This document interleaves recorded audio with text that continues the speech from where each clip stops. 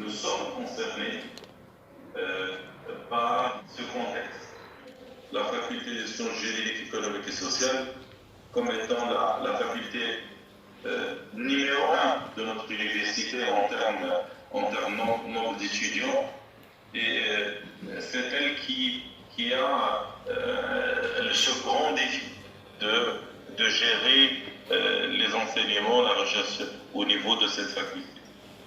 J'ai vu depuis le début de la pandémie un engagement extrême de toutes les parties au niveau de la faculté, moyens, chef département, chef filière, professeur, corps administratif, et qui travaillent réellement pour pouvoir gérer le contexte.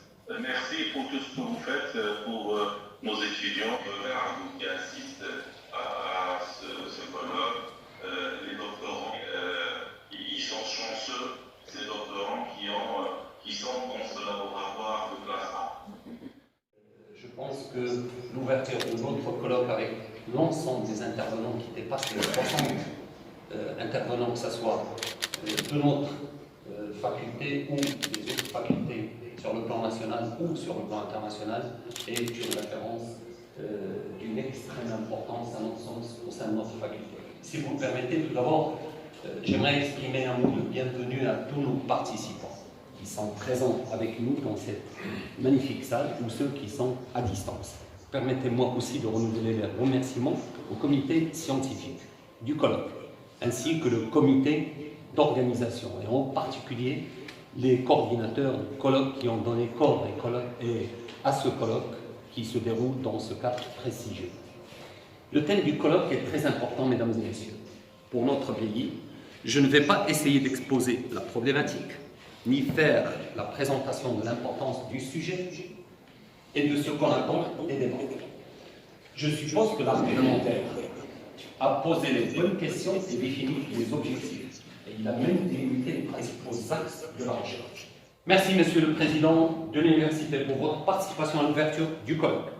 Votre participation, comme vous l'avez soulevé, à nos côtés, lors de l'ouverture du colloque, témoigne de votre attachement à notre université et à la recherche et au rayonnement de notre université.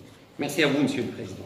Merci à tous les participants marocains, étrangers, qui ont accepté de présenter ou de participer à cette conférence.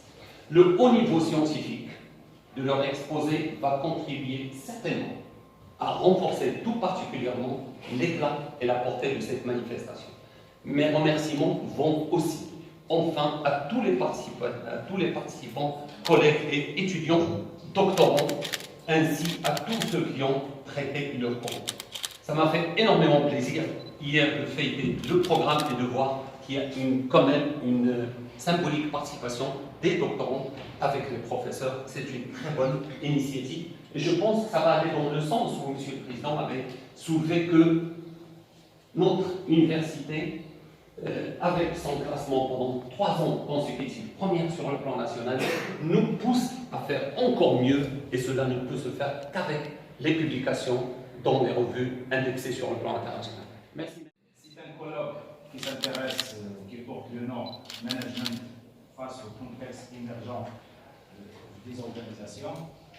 C'est une problématique qui concerne l'adaptation du manager à tout ce qui se passe dans l'environnement, et le manager est obligé de passer à ce qu'on appelle un changement même organisationnel au sein d'une organisation.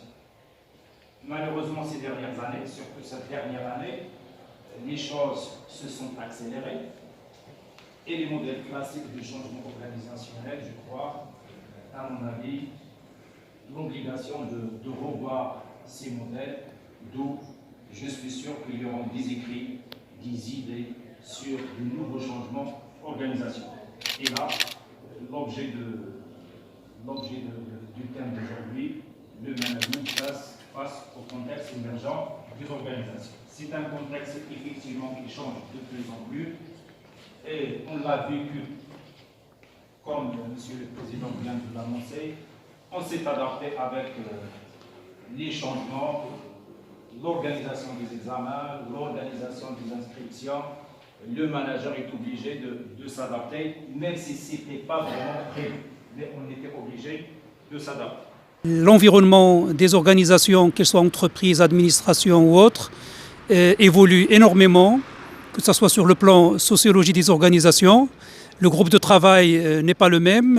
L'instauration du télétravail, avec les problèmes que ça impacte, que ça fait sur la famille, sur la psychologie.